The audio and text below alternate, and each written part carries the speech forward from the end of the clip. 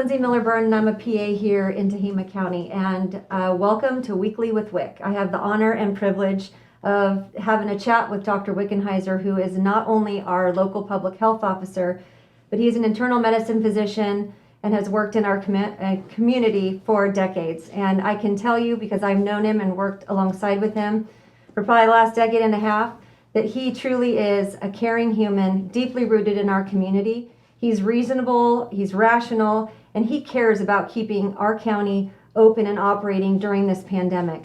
And so we're really grateful to be able to just pick his brain and help navigate through these uncertain times in this pandemic, which is why we created this segment called Weekly with Wick. So today we get to talk about the dreaded watch list.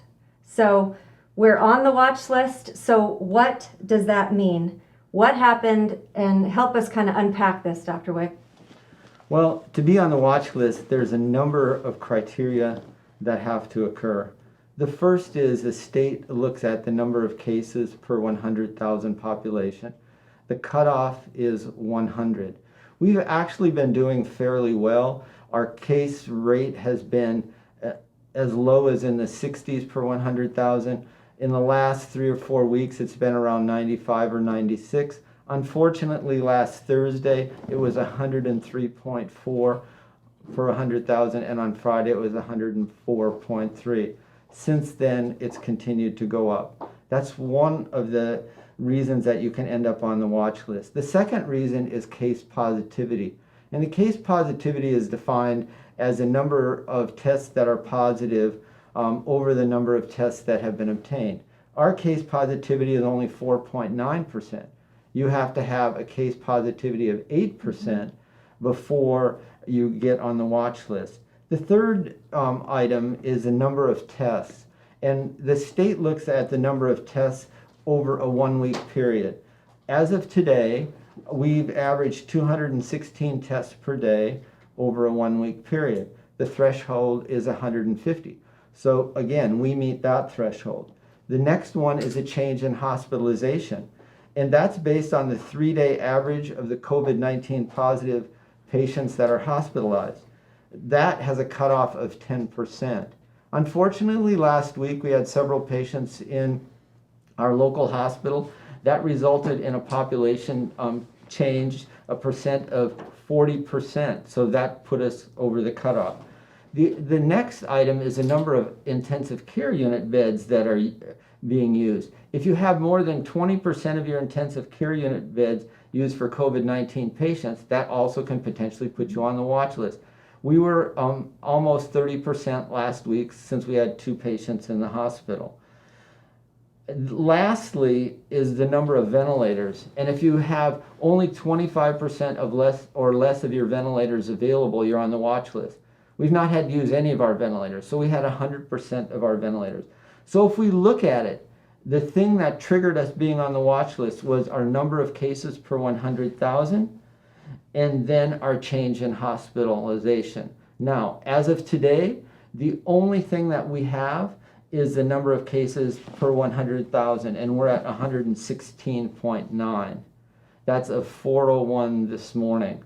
All the rest of the indicators are within safe limits. So what does that mean that we're on the watch list? Well, the first thing that happened when the state notified us of the data, they monitor it for a period of 3 days.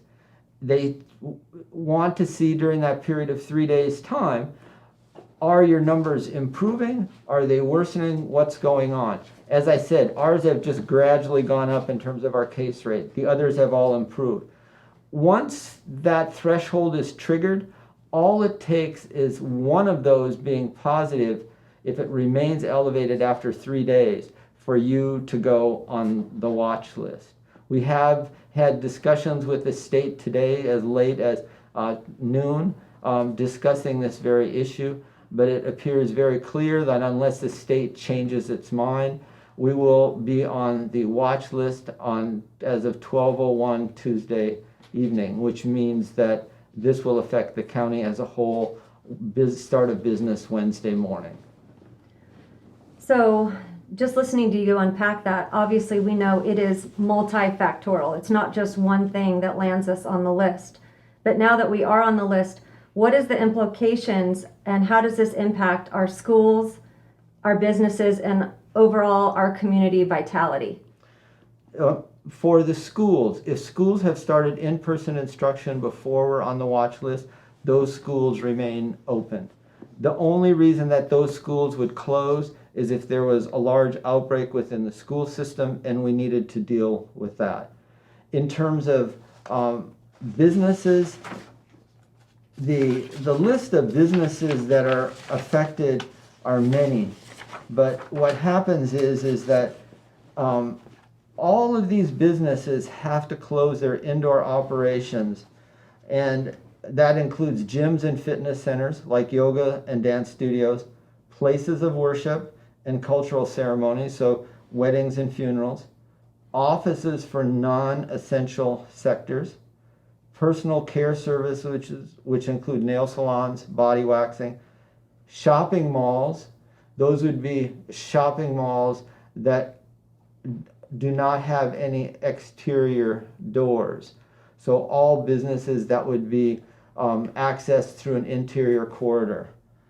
Hair salons and barber shops, and then a higher education. And higher education means that they can't have in-person instruction except for essential services. Say, for instance, nursing people who are taking labs, fire personnel who have to do on-site service, things like that. Then shops that do tattoos, piercing, and electrolysis may not operate outdoors and they have to close completely. Okay.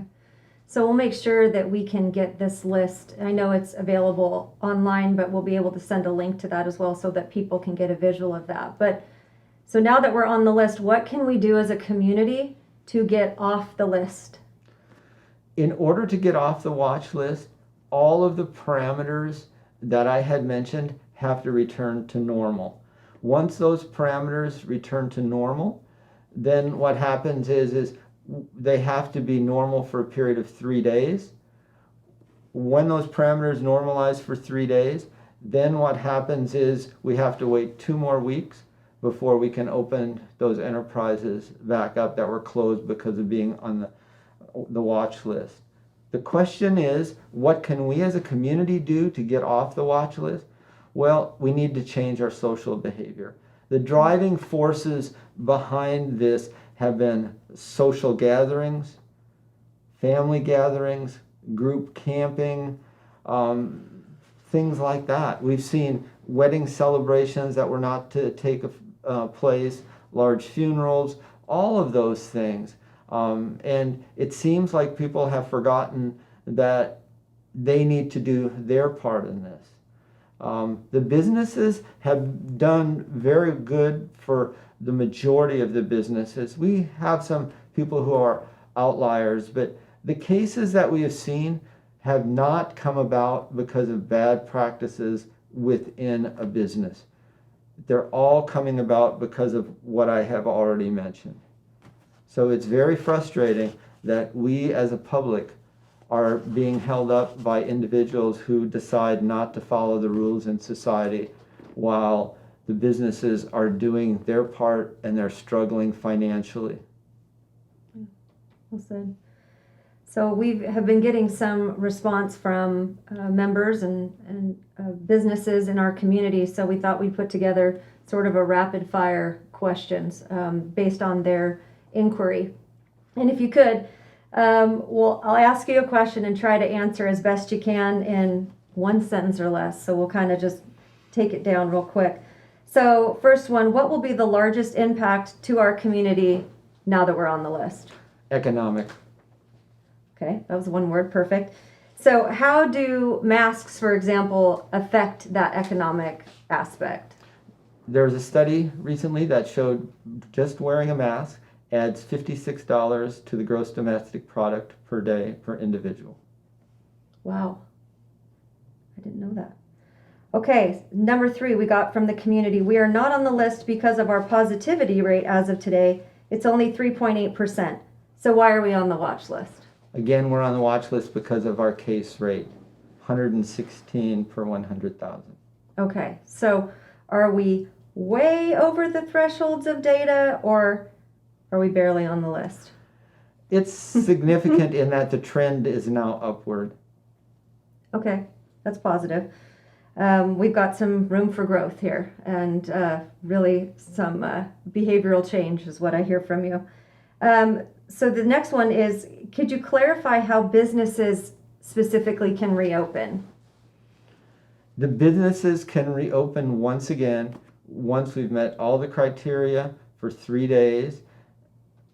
Then we have 14 days after that before they can reopen. Okay.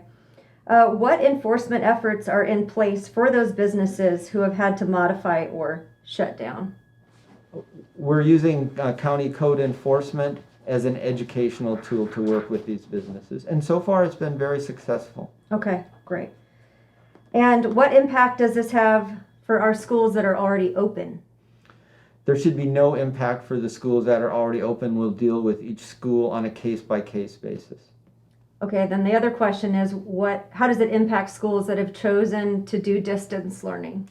Schools that have not had in-person learning are not allowed to start in-person learning until we've been off the watch list for a period of 14 days. Okay. And final question for you. What are 3 things that we can do to get off the watch list and stay off the watch list? The first item would be wearing a mask, cover your face. The second item would be maintain your space, just as we're doing here. The third item would be avoid social gatherings. And as an added, wash your hands. But I just want to remind everybody that as we look at this pandemic, the whole issue should be about the community. It's we, not I. It's what can I do that adds to the we that helps the population. By wearing my mask, by doing the social distancing, all the things that we can do that are going to help our economy. We're going to keep our businesses open. We're going to keep our schools open. We're going to do all the right things for the right reasons.